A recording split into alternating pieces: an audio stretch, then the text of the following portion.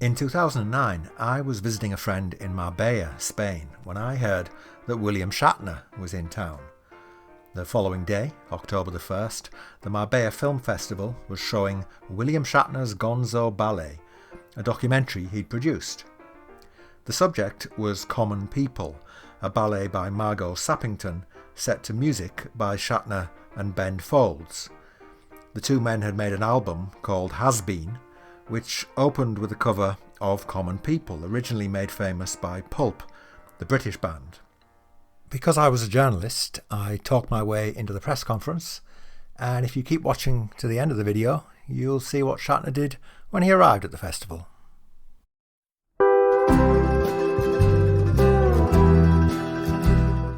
Good morning. Morning. Good morning, ladies and gentlemen. Thank you very much for coming over. We are so pleased and honoured to have Mr. William Shatner here as our guest of the festival. And all I can say is thank you very much for coming over. Very welcome. And he's all yours. And for my opening, do you have an opening?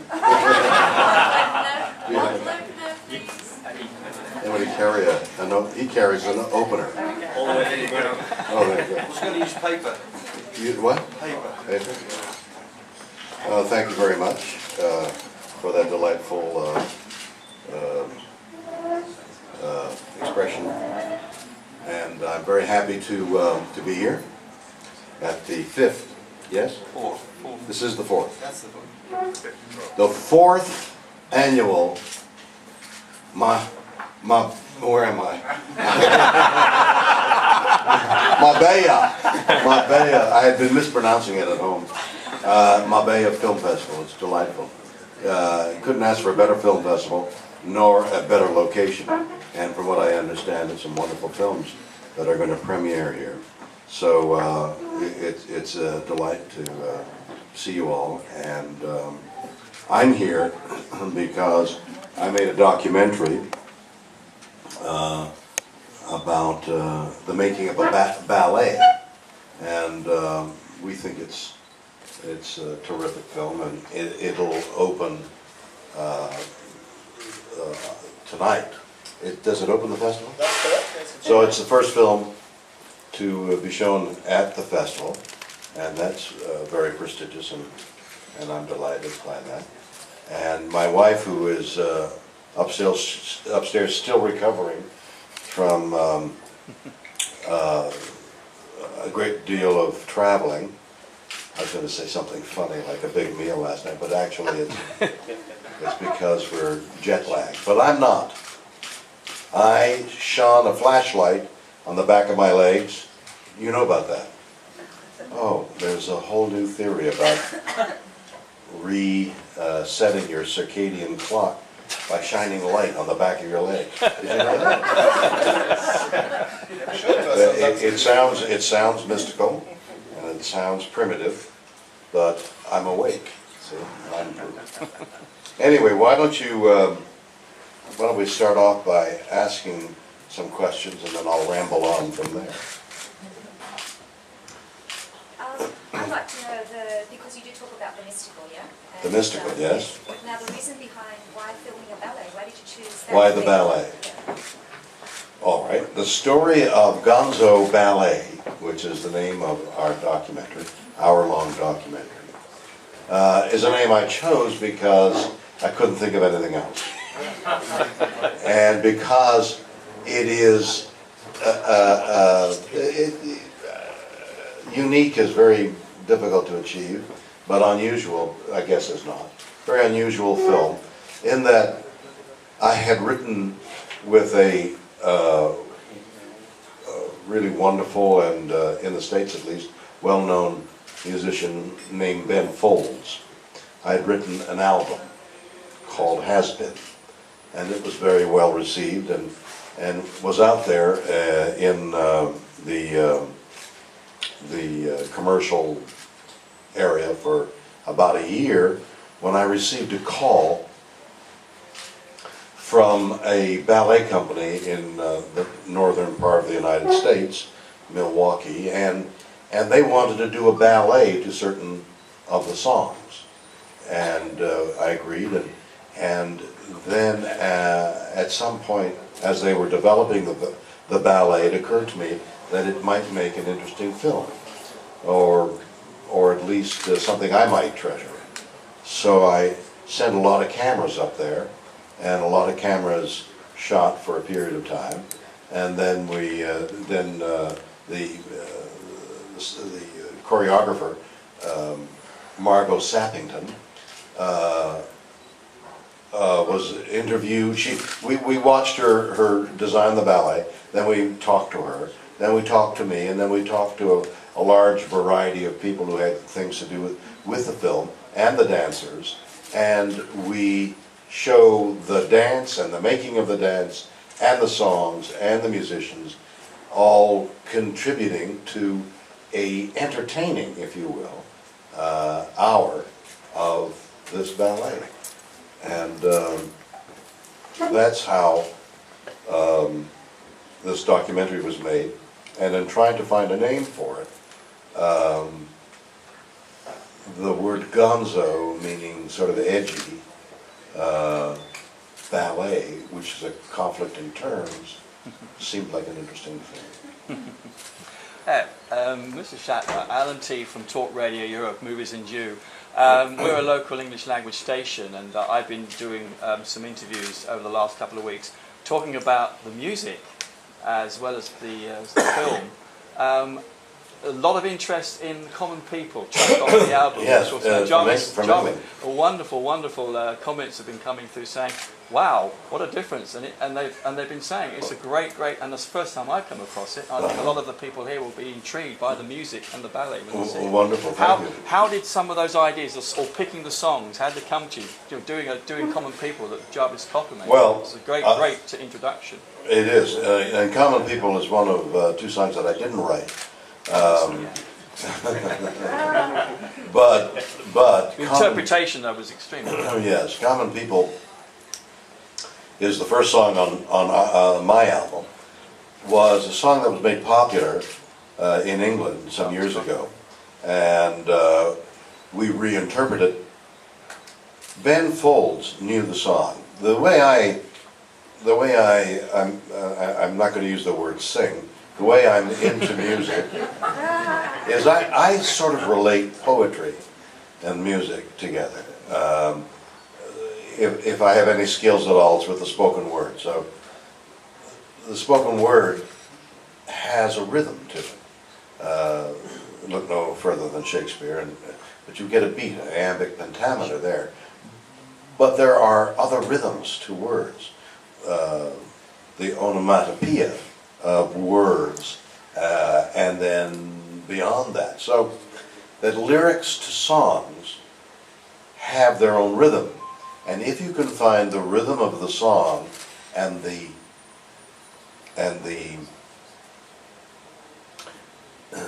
obligato of the melody that either the composer wrote or somebody else wrote, the composer of the song, of the lyrics wrote, and in my case, Ben Folds wrote the music and I wrote the lyrics. So the two people working on the song, Rodgers and Hammerstein.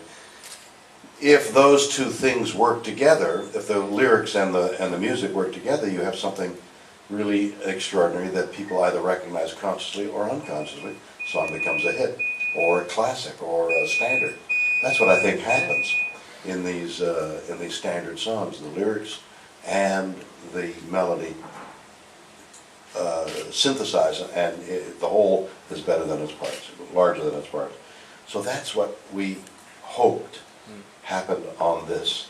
And with Common People, there is I found a sort of character within the lyrics. It became apparent after a few readings of it by me that there was a voice there, a misogynist voice, and I followed that through.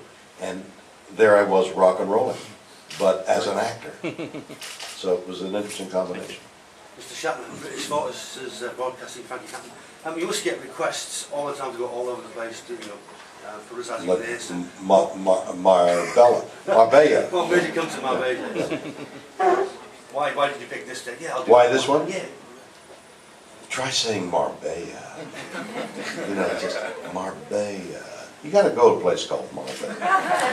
Besides which, it was a film festival, and they were going to open their film festival with my documentary, and that's a beautiful compliment. And this is the south of Spain, and the weather conditions were beautiful. So the combination of it all. And I have a friend. It's wonderful to be at a film festival. These are great people that are putting on a film festival. It's making Marbella an international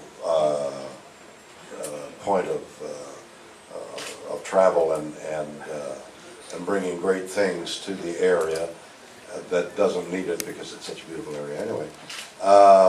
And it was neat. Everything combined to allow me to come here, both the prestige of opening the festival, and my time was free, and it seemed like a wonderful idea, and it has been borne out. Even in the 12 hours I've been here, it's obviously been the right choice. I'm Steve Kimbrough, 24 Hour Film Challenge. You have been known to be funny when you're not trying to be, and you've been known to be funny when you are trying to be. So you that means I'm funny all the time. Having said that, what's do you have any passion or any ambition to do anything? To be other than funny? To do anything like in comedy, like what? Like a comedy film, or are you interested in doing something? I've been in a couple that I was not trying to be funny. It wasn't funny. There's a combination you haven't reached. Well, I wasn't trying to be funny, and I wasn't funny.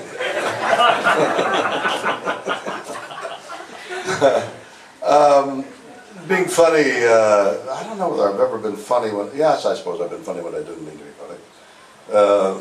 That's called being laughed at. And I'm sure I've reached that pinnacle several times. Comedy and not being comic are all the same thing. It just depends, I guess, on an attitude and the writing and context. But funny for me isn't like here's a joke. Funny for me is well, here's funny. At a festival, how much time we got? You were. I caught you out of the corner of my eye, trying to sneak a look at your watch. Are we tied for time? Not at all, please. We got a time limit? Is there a limit? We have absolutely. All right, because there's an amusing story that I thought, as I was coming in, that everybody might find funny, even if I wasn't trying to be funny. I was going to get a laugh that Okay. I meant to get, but wasn't being funny. Okay, so I'm at the Cannes Film Festival. I've been invited to go because an animated film that I was in had been invited. This was a couple of years ago. So I'm with Bruce Willis and a variety of other people, and we're walking up the red carpeted stairs that is famous for the Cannes Film Festival. And as I say, there's an animated film, and our voices, my voice is one of the characters of this animated film that's being honored. We're walking up, and there's lots of cameras, everything's going on. And there's a group of people walking up with us over there that I don't recognize. So I turned to Bruce, and I said, "Who are they?" And he said,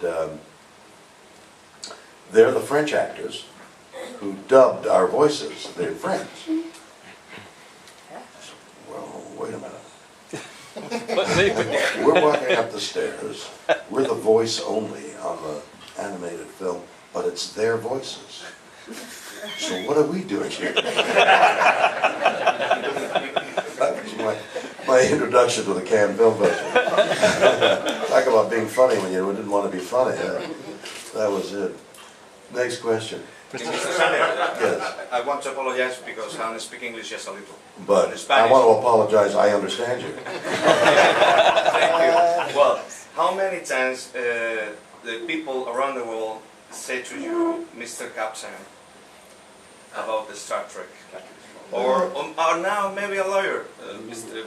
Crane, maybe, Boston Legal. How many times? Do you How many remember? times? 7 Quite a bit. Quite a few. And what is the reason that you are not in the last movie of Star Trek? I don't know.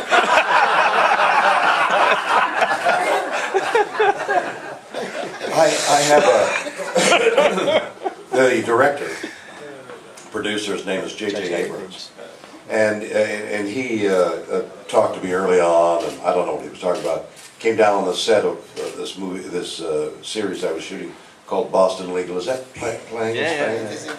And so he came down 2 or 3 times to watch, and we'd talk, and it wasn't much about Star Trek. And I kept wondering, when is he going to make the offer? And he never did.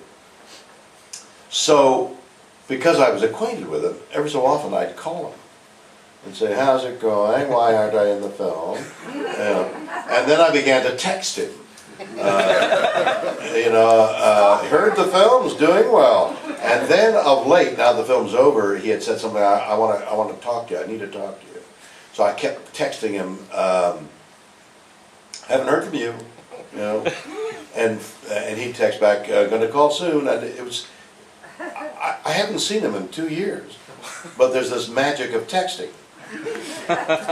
So recently I texted him saying, there was something, I don't know whether you've seen this, but I was shown this, because I don't know how you get to it, but on some website there is a scene where Hitler in Downfall. In fiction, right? It's a film version of Hitler at a table where he starts screaming at his, and they've got the subtitles as something else. Okay, so and they've got a dozen interpretations of the scene where Hitler screams in German, but the subtitles are on a totally different subject. So on this one, the subject is, what do you mean Captain Hitler's screaming? What do you mean Shatner isn't Captain Kirk? It's so funny because Hitler can't stand the fact that Shatner isn't in the film. So I sent it to him on text message, and about a day later he called, and we've made a date to see each other for the first time in 2 years when I get back to LA. So I don't know what the future holds, but it's certainly been amusing with JJ Abrams, which I met too, by the way.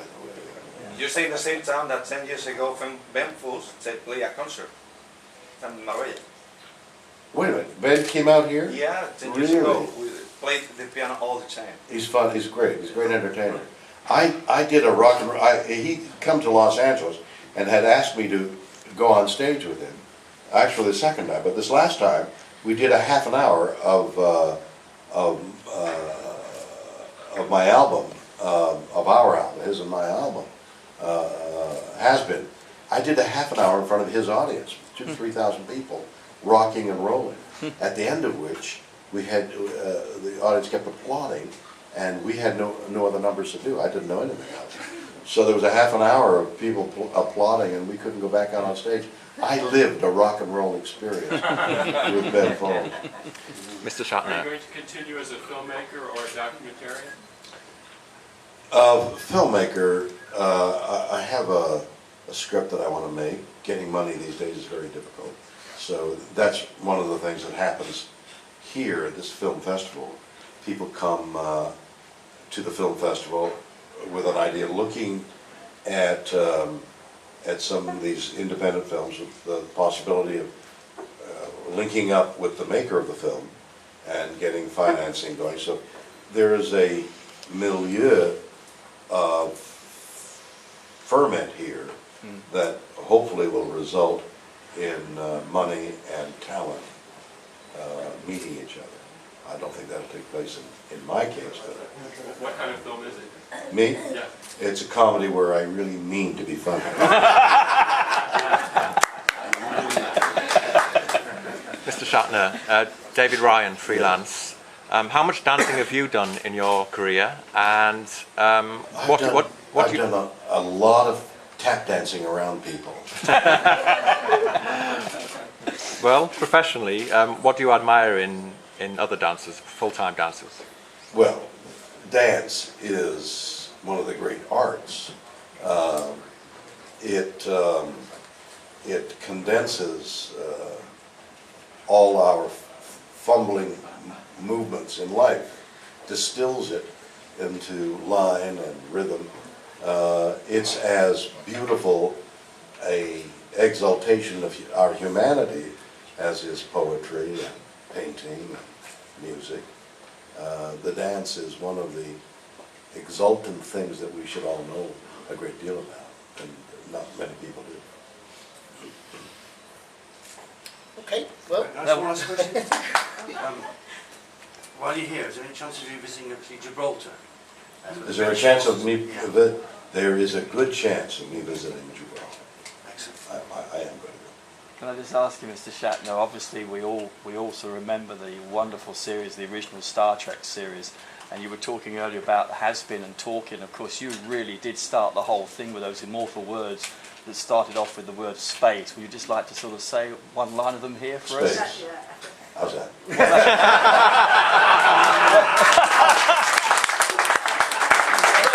Thank you very much. What a pleasure to talk to you.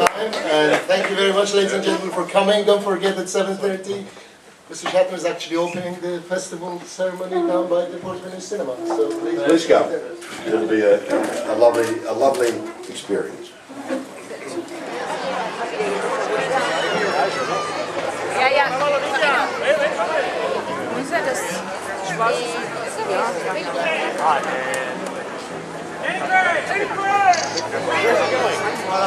No, this way, give it. Oh my God. Perdón. No, naughty girl. No, naughty girl.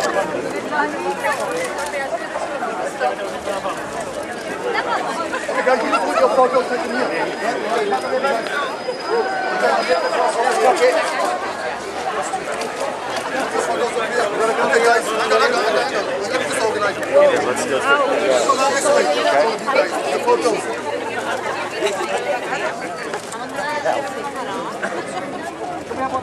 Hey, Tara, do you have any $7 things? Like those little ones?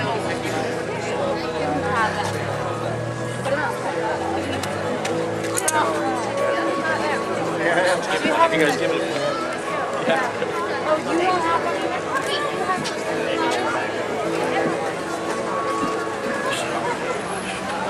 give me a little bud.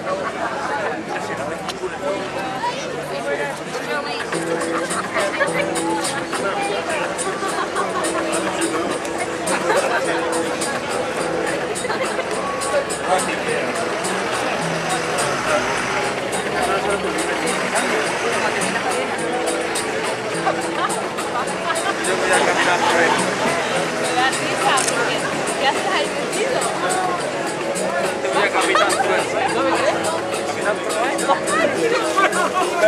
Papá, pero... Me quiero ver prácticas. Pobrecillo, tiene que aguantar ahí.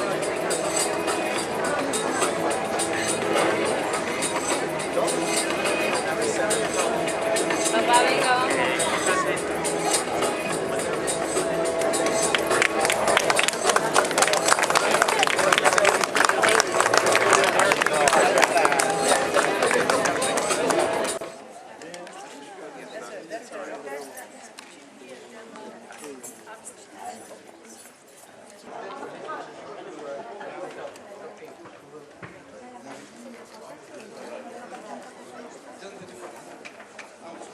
Got some dinners. Tonight is the William Shatner dinner at Novelle's, and on Sunday is the award ceremony. And please, if you want tickets to the award ceremony, please let us know tonight, because there are not many places left and I'd hate anybody to miss it. Thank you so much for coming and enjoy the documentary. William, thank you so much.